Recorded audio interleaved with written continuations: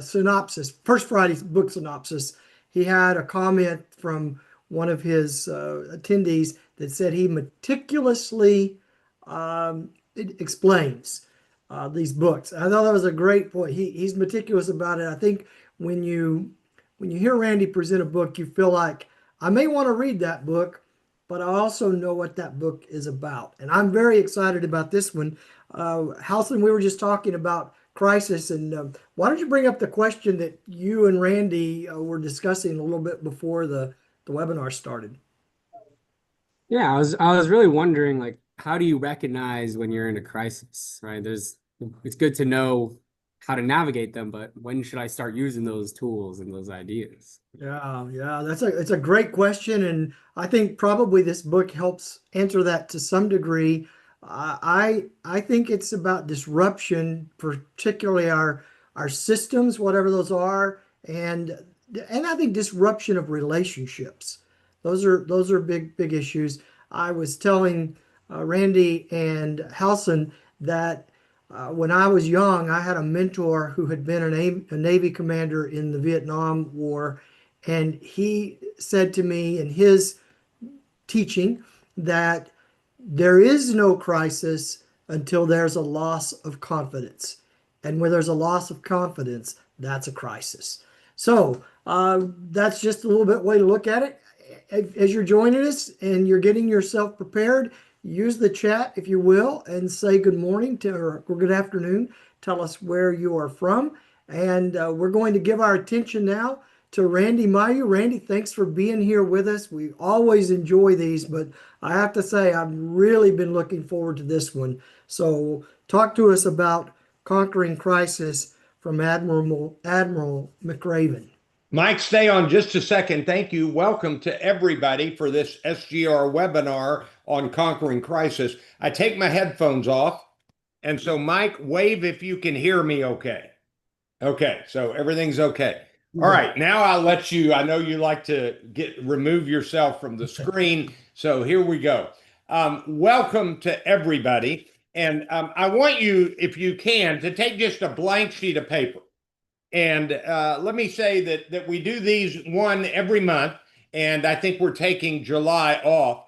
And I do a book briefing, which is a full look at a key business book of one kind or another.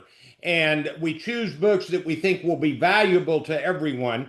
But today, I want you, I've drawn some bubbles, and I've got 4 bubbles on my white sheet of paper. And they are personal crises up here in the top left. And then on the right, work crises. And then on the bottom left, community crises. And then you've got national and international crises. Now, Mike mentioned the idea of disruption. If you Google crisis definition, here's the AI definition in front of me, artificial intelligence definition. A crisis is a situation that causes a disruption or significant change, often resulting in an unstable and dangerous state, particularly when it occurs abruptly and with little warning. And so I was telling Halson, I can almost tell the story of my life with crises. For example, under community crises, in 1967, when I was a boy, we were hit by Hurricane Beulah in the Rio Grande Valley. That became a community crisis. In 2019, here in Richardson, Texas, we were hit by a tornado. Our house was hit by a tornado, and that became a community crisis. If I've got pictures I could show you of just stacks, piles, massive piles of downed trees up and down the blocks where the tornado hits. And you talk about disruption, that was a disruption. You've got personal crises. Right now, our house is a little closer to getting put back together, but we had a little problem in our kitchen that resulted in requiring new kitchen cabinets, new countertops, new floor, and it's taken a few months. And I once presented a book called How Big Things Get Done. And in that book, it says that whatever you do in a project, it will take longer than you thought and cost more than you thought. Yep, that's our personal crisis. Work crises really comes when you don't have the resources you need, when there is conflict and toxic relationship within the work, when there is a real problem with people getting along, and then you've got all sorts of national and international crises from the war in Ukraine and Russia and how that kind of ripples over to us.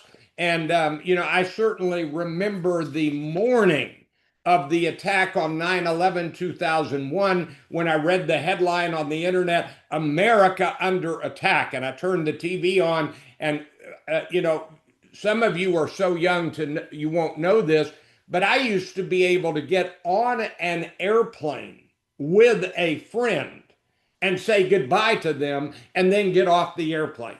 Now you can't get anywhere close to the airplane and you can't get into the boarding area without going through security. And if you don't have a ticket, you don't get in. So all of those were disruptive crises. But this book by Admiral William McRaven is a book about how to conquer a crisis. And he assumes that you would kind of know the difference between a crisis and an everyday project or challenge. So it might be a challenge to teach a new software, but that's not a crisis unless you've got an entire team of people who are technologically illiterate. So a crisis, as Mike Mowery said, is disruptive. And he tells some stories of crises, and I'm going to get to those in a few moments. But let's begin. I want to say two things as kind of a prelude. So if you got you a sheet of paper, you might want to write down number 1 and number 2, and I've got them written down here on the very bottom of my handout. So these are kind of assumptions that I think come true in looking at this book. Prelude number 1, you need a leader with humility, a leader who will admit mistakes, who can admit, I got it wrong. And Admiral McRaven in this book describes a few times that he got it wrong. And I'm not a fan of a leader who says or thinks, I never get anything wrong. Because the fact is, everybody makes a mistake and everybody gets something wrong. From city managers to mayors to senators to representatives to owners of the Dallas Cowboys. No further comment. The second prelude is, and there's an old business principle. They did a study. I don't remember the name of the study. Somebody on here will know this. But they told a bunch of people in the factory, we are changing the light bulbs to make you more productive. And they changed all the light bulbs, but it turned out the light bulbs were actually no different than the ones they changed. But the people became more effective. And there's some business principle that's named from that. And the idea is that if you will just address a problem, then it will help people deal with the problem. Well, let me just tell you that if you've got a crisis, the dumbest thing you can do is to say, this isn't a crisis. You've got to address the crisis. And if you were to say, hey, we're in the middle of a crisis, and here are 10 steps from Admiral McRaven, let's follow these, even if these weren't the greatest steps in history, and these are plenty good, you would get better at facing the crisis because you're addressing it and you're not running from it. And I think that's a critical understanding in why a book like this is especially valuable. All right, on the front of your handout, at the bottom of the page, what is the point of this book? You will face your next crisis. I hate to tell you that, but there's another crisis coming around the bend, and then another one after that, and another one after that. You will face your next crisis. In our personal life right now, we have had a horrendous year. My wife's sister has come down with very aggressive cancer, and my wife spent close to 3 months at the hospital with her sister. And then we had this kitchen disruption, and we've had a couple of other disruptions. Well, my wife said recently, this has not been an easy year. Boy, that is right. And the bad news is there may be another year with more coming. So you will face your next crisis. Are you ready? Do you know what to do in a moment of crisis? This book provides the game plan for facing your next crisis and your next. And then I always include 3 reasons why a book is worth our time. Here we go. Number 1, this book is a terrific collection of stories of crises, especially from military-related crises. And so he tells the story of Winston Churchill, and he tells the story of trying to go after bin Laden. If you're not aware, Admiral McRaven was in charge of getting Osama bin Laden. He tells the story, a great story that I'm going to tell in a few minutes, about journalists in Afghanistan. It's a terrific story. So it's a terrific collection of stories of crises. Number 2, this book provides a pretty good don't do this list of mistakes to avoid during a crisis. And a crisis is bad enough. When you add your own mistakes to it, it becomes worse, and you don't want it to become worse. And number 3, this book is a reminder that you will face another crisis and another after that, so get ready. Turn to the first inside page, which is page number 2 at the bottom. And what we have are a number of pages with dozens of the best of my highlighted passages from the book. I read the book entirely. I highlighted a lot of passages, and these are the best of my highlighted passages. When you see one in bold or one in a larger font, that's my emphasis. And if you were to read through it, you might emphasize other highlights. And I'm going to read a bunch of these, but my encouragement to you is that you reread this handout entirely one time in the next few days, and that will help the book get a deeper dive into your intellect and your heart and your soul. All right, number 3 on page 2. Whether trapped on the far side of the moon, that was the first story he told about that Apollo mission that could not get back without some real inventiveness from down in Houston. And there's a movie about that. Whether trapped on the far side of the moon or ensnared in a public relations nightmare, sooner or later, every leader experiences a crisis. Get ready now.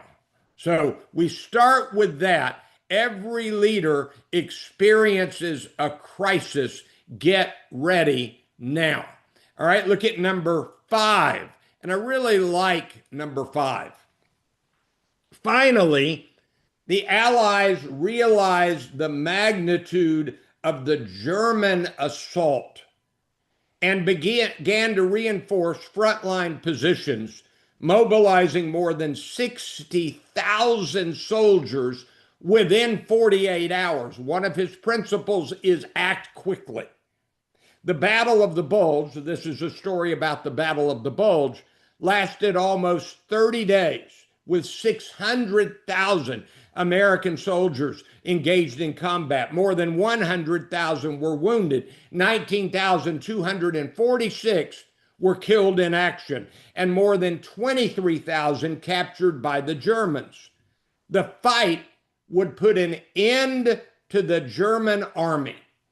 And Churchill would later say, the Bulge is undoubtedly the greatest American battle of the war, and I believe be regarded as an ever famous American victory.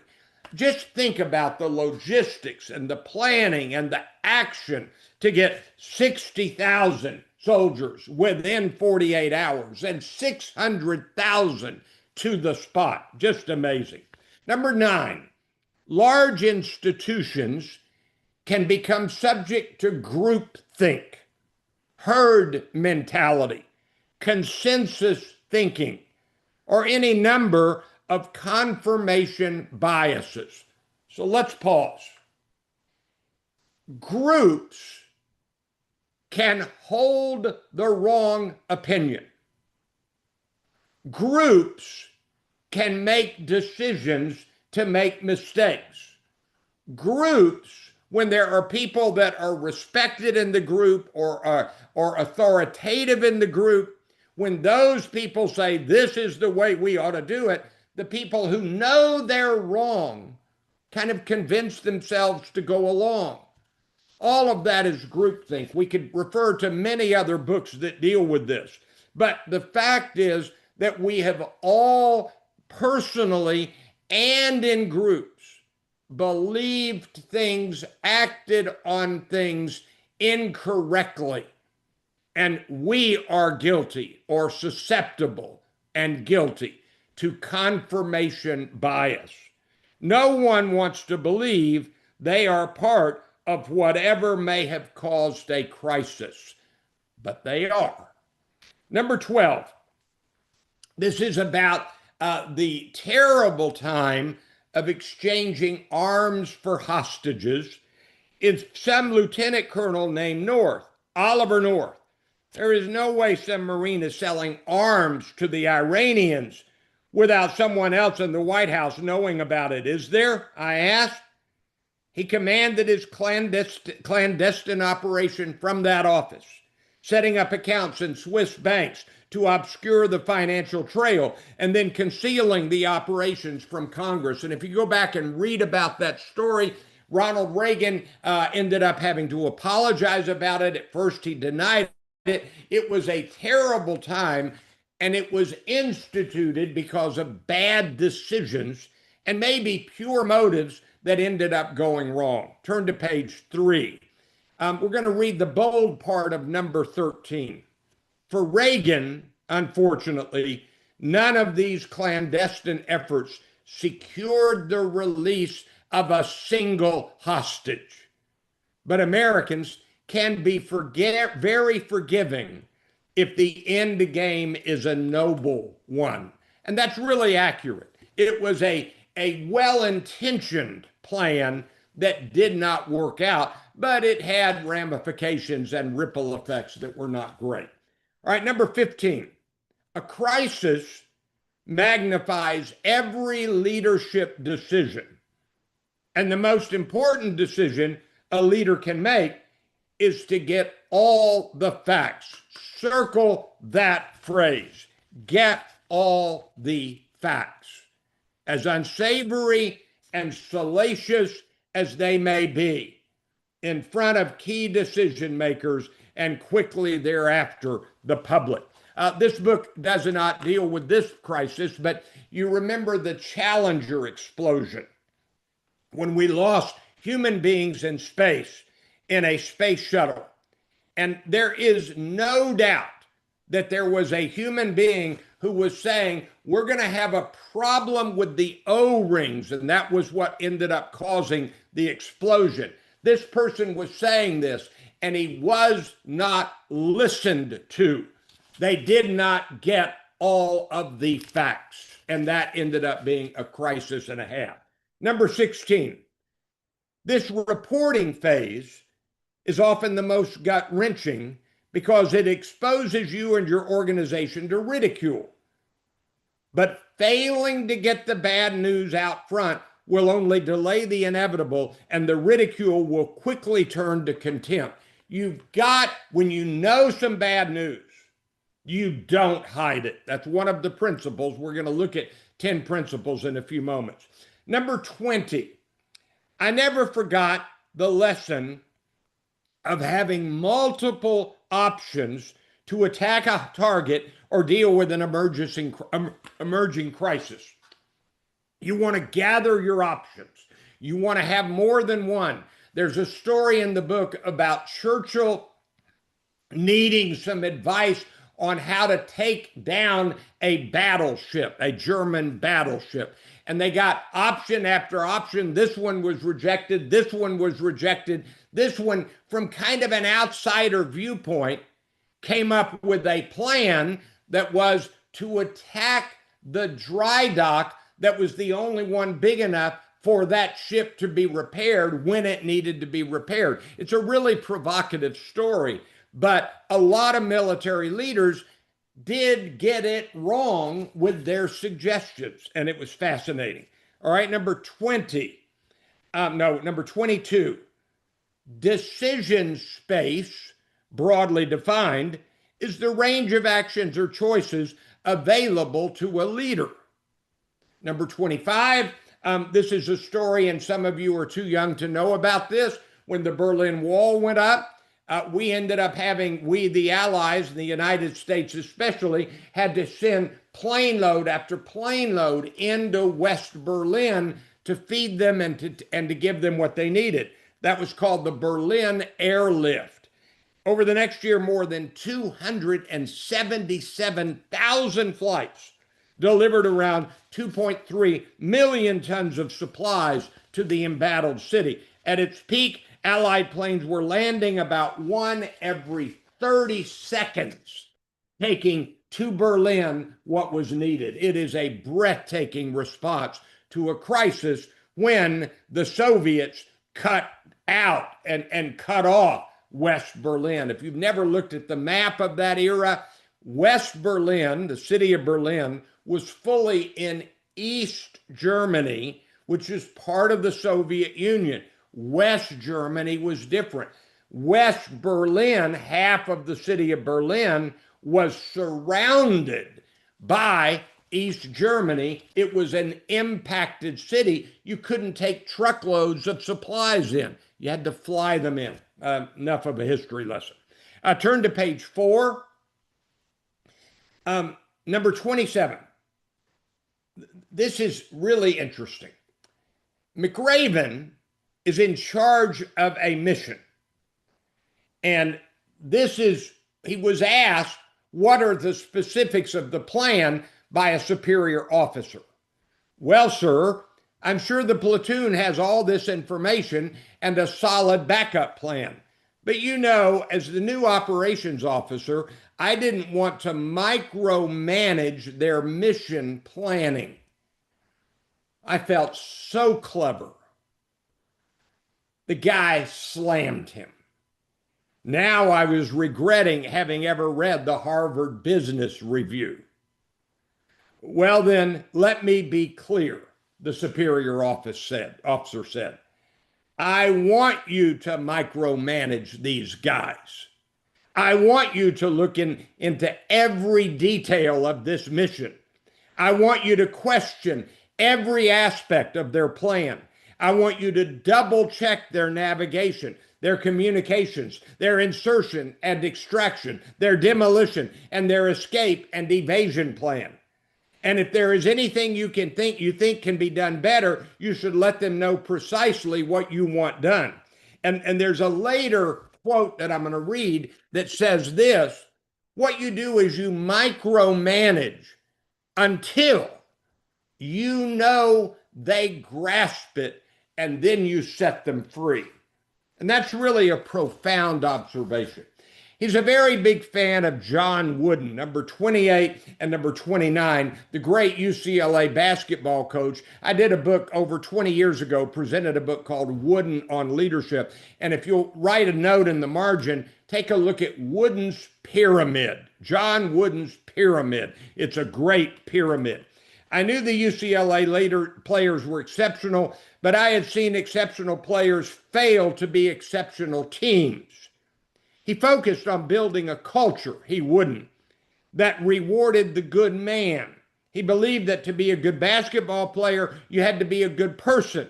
Today, that approach may seem a bit quaint, but until someone beats Wooden's records, I contend it still matters. And I want to mention in passing that Kareem Abdul-Jabbar, who played for John Wooden, was a friend of his until the end of his long life, Wooden's long life, would visit him. And he said, he taught me how to be the right kind of human being. That's a great legacy. And so number 29, about the pyramid, the bottom row of blocks includes such values as friendship, loyalty, cooperation. The second row adds a dimension of initiative, alertness, and self-control. By the third row, Wooden begins to focus on the individual responsibilities that will make for a championship team. The center block, the block that holds the entire pyramid together, is called skill. Wooden says that skill is, quote, a knowledge of and the ability to properly execute the fundamentals. Be prepared, cover every detail. Okay. Number 34, I'm going to have to begin skipping these. Fiction is often a great place to learn about the fundamentals of surviving a crisis.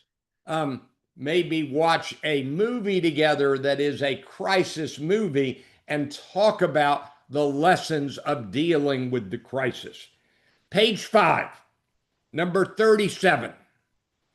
First reports are almost always in error. Not because the people closest to the event are bad people, but with crisis comes confusion, trauma, panic, and therefore a leader should be skeptical of all first reports. Always be prepared to react to the worst case scenario. You ought to circle that phrase, and one of the things you can do is you can have conversations about what would the worst case be for us as a city, as a management team. If you underappreciate the danger of unfolding events, you could be in for a surprise. All right. Number 39, just an observation he makes. In almost every case, companies waited before notifying the public of the crisis.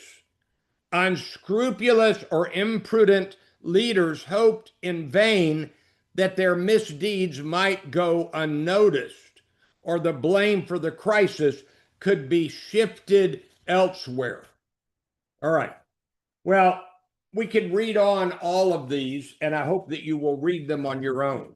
Turn to page 6, and these are a few more excerpts from the book, and I've got even more later, but I call these the thesis quotes of the book. These are the 4 quotes that grab the book fully. First, as a strong leader during a crisis, you must continue to be ethical.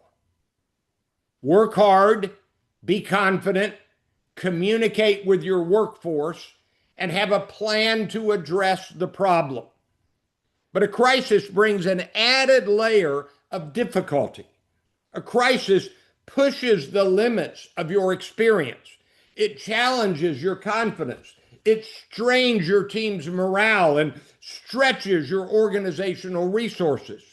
It entices you to make decisions before you're ready. It forces you to take risks. It exposes every flaw in your personality and your organizational culture. To effectively lead through a crisis, you need additional tools. If you think about it for a minute, most crises are making you deal with something you've never dealt with before. If you had dealt with it before, you'd have a plan that was clear and simple.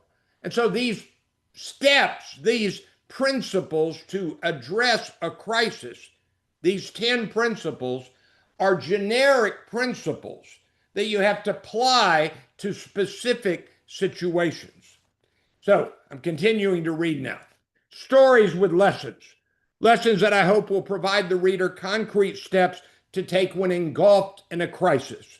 Recognizing the danger of first reports. Learning to weaponize the truth.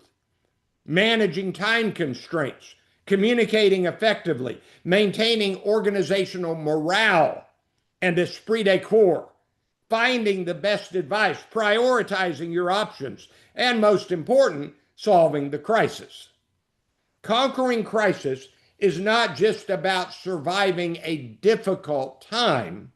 It is about thriving in a crisis, coming out stronger, both personally and organizationally. Let me pause here a minute. There's a book that I'd like to recommend that you read in connection with this.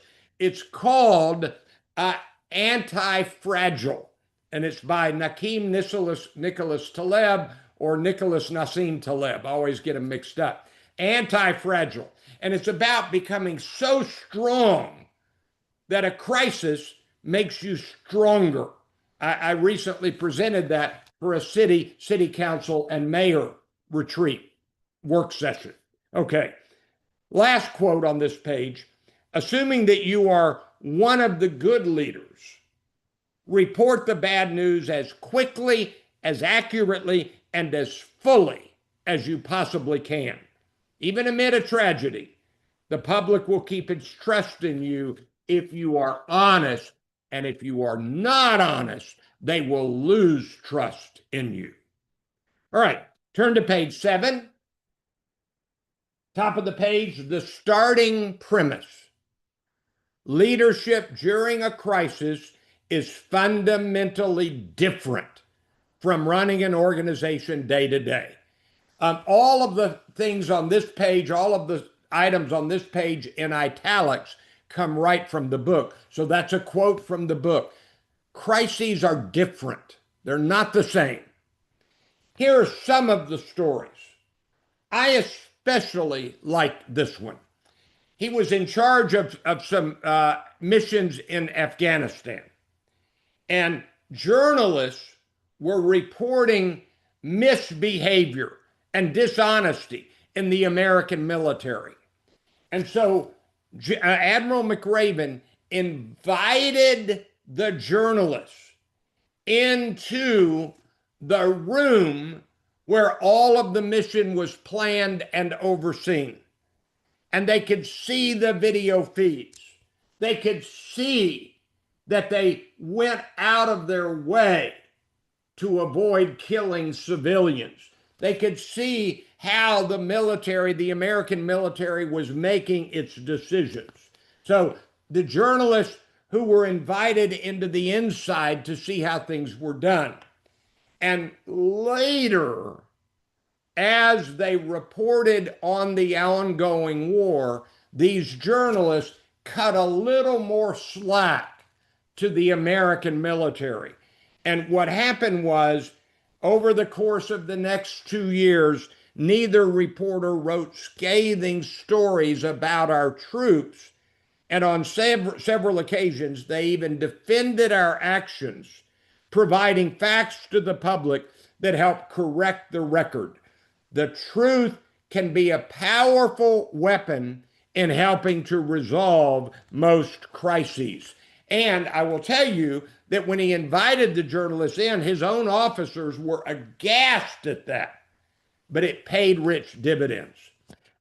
There's a story about how he was ready to neutralize, that's a nice term for capture or kill, and probably kill a terrorist by the initials MBM. And what happened was the people in the area felt like he was moving too quickly and maybe warned the terrorist away from the attack. And what happened was that terrorist, here it says it, over the course of the next 10 years, MBM was responsible for the death of more than 150 people in 4 countries. To this day, his whereabouts remain unknown as he wrote this book. And the reality is, when you have a chance to do what you think needs to be done, take the chance now. Don't wait. So that's the point of that one. And then Operation Neptune Spear, the mission to get Osama bin Laden, no detail was left addressed. If you don't know this, one of the helicopters crashed. If another one had crashed, there were three, that would have been a real disaster, but the team had a group of helicopters nearby on standby. That's a detail that was not unaddressed. All right, I'm going to move very quickly. The 5 phases of a crisis. The first step is always the assessment. What's going on here? Next is the reporting phase. You have to report to your boss, your clients, your workforce, the public. Accuracy in reporting is essential. Never mislead any of your constituents. Then comes the containment phase. You want to stop the crisis from getting worse. Fourth, once contained, you must shape the outcome in your favor. And finally, you must manage the crisis. So now we get to the 10 principles. And I'm going to go fairly quickly. Chapter 1, Principle 1, first reports are always wrong. Napoleon Bonaparte said the first report is always wrong. In the bold section here, in fact, the overabundance of information makes finding the right information more difficult than ever. Every leader should be cautious when evaluating first reports.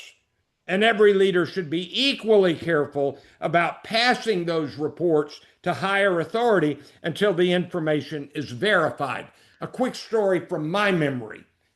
When the Oklahoma City bombing occurred, killing over 500, in the first hours after the bombing, journalists on cable television reported seeing 2 Middle Eastern men leaving the area from an airport.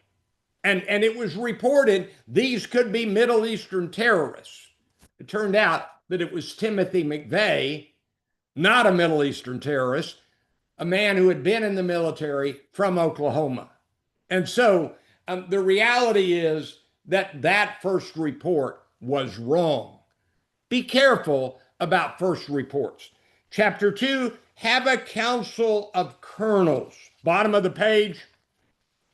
Don't hesitate to have a group of trusted advisors, your council of colonels, outside the leadership circle that can give you the unvarnished truth about the organization and your leadership decisions.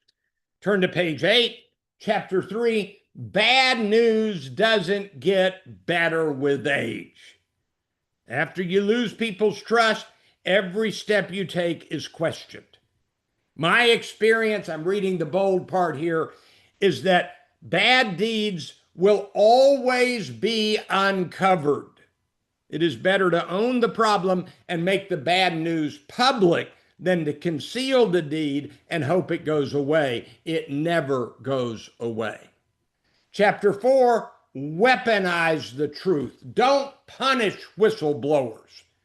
Applaud them, because whistleblowers who tell the truth can really save from problems. Chapter 5, move all of your options forward. In this Churchill desire to get rid of this German battleship, you've given, it's the third quote here, you've given me nothing but bloody excuses. I need a plan. No, I need multiple plans. Chapter 6, trust the second law of thermodynamics. The idea is, in the minds of some, we'll just leave it alone and it'll get better. It does not get better. It's kind of like men like me who don't want to go to the doctor to see if I've got something wrong.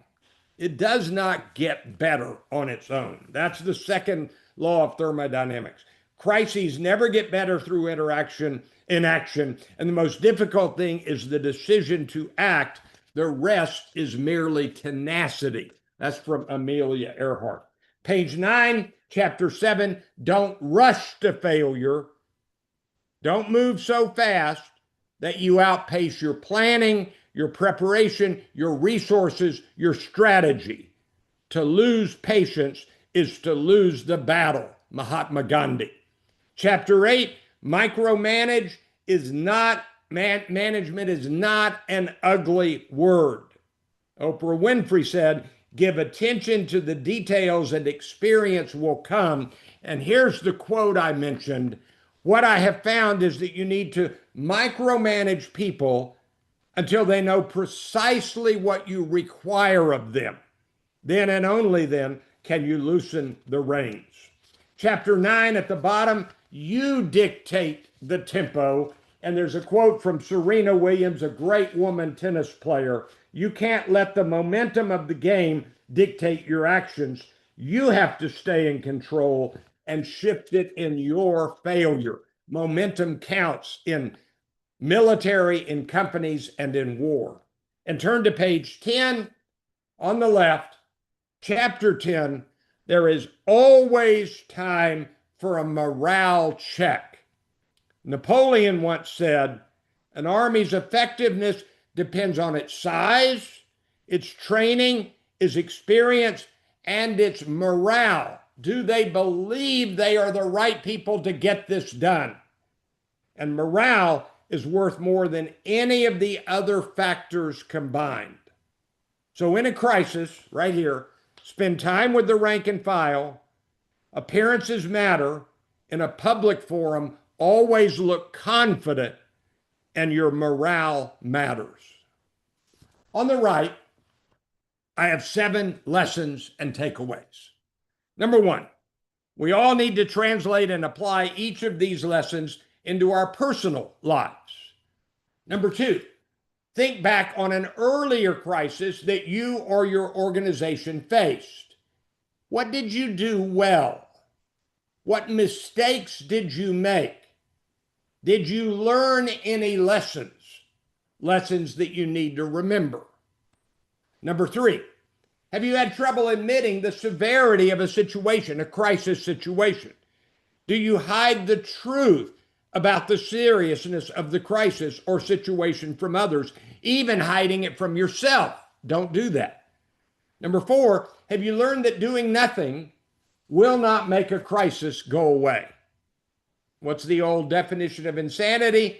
Doing the same thing and expecting a different, better result.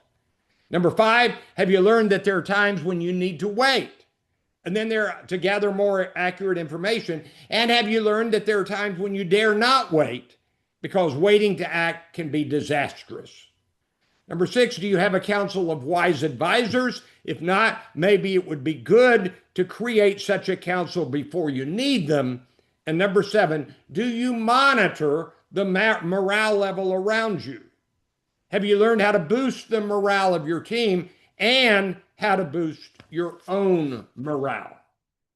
Conquering Crisis, 10 lessons to learn before you need them. I hope you found this useful. I think it's a terrific and needed book. Back to Mike and Howson. All right. Well, Randy, thank you so much. I will tell you, I decided pretty early on, I'm going to order this book. I'm going to get it on my Kindle today and start into it. And, I'm reading another book called The Power of Mattering. I think you and I may have even spoken about this. But in that book, some of the research they show is, and this is not in a crisis, but it goes back to that morale and that confidence level, that when people feel like they matter, they have more confidence and they are much more successful. And I think that's such a big part of what we're talking about here. When a leader seizes the opportunity in the middle of a crisis, it empowers other people to act. Because when that leader doesn't feel like, doesn't grab the situation, the uncertainty really just creates more confusion. So Yeah. this has been great, Randy. Thank you so much. Halson, what's one of your takeaways from this book? I love to build on what you shared, honestly, because I think there's a nice, almost like a paradox with like making sure morale is there and then the value of micromanaging in a context like crisis, right? Oftentimes, I think when you micromanage people, it's like, oh, I don't matter. You're just, I'm just having to do whatever you want me to do. But I think this is a great example of there being no silver bullets or one size fits all solutions that sometimes micromanaging can actually make sense when the stakes are really high and it's the fact that you micromanage because they do matter because at some point you trust them enough to handle things on their own. So uh I that was kind of my takeaway from me that there is value in micromanaging depending on the context. Yeah, no doubt. And I've confessed before and will say again, that's one of my weaknesses as a leader. When we think about a manager, part of their job is to inspect.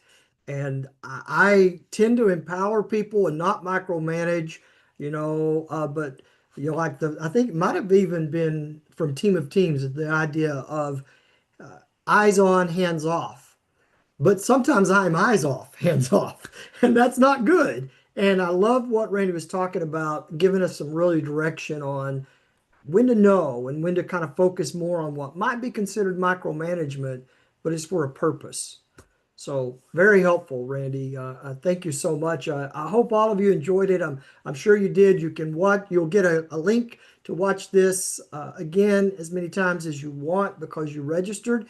And as Randy said, we are taking off the month of July, but I just want to mention the two more webinars we have coming up before that break. Next week, we're going to have SGR's Chief Operation Officer, Austin Hollifield, who is also overseeing right now our executive recruitment processes. And we're going through a lot of changes in how we're doing executive recruitment. I think all for the better of our customers, you as cities and counties and local governments. And he's going to be with us to talk about that and to take some questions from you. So I'm really excited about that. And then 2 weeks from now, June 25th, I'm very excited to have Dan Rockwell, who is the writer of the Leadership Freak blog that you may be familiar with. It's a very well-known blog on leadership. He's going to be with us to share leadership insights from the Leadership Freak, and I'm really looking forward to this. Hope you'll join us and get as many of your colleagues from your organization to do so as well. So Randy, thank you again so much. Great job as always. Halson, great to see you. Thank you, Lisa, and all of your work behind the scenes. And so to the rest of you, I hope you have a great day, and we will see you down the road. Thanks, Mike. Thanks, Howson. Thanks, Great. Lisa.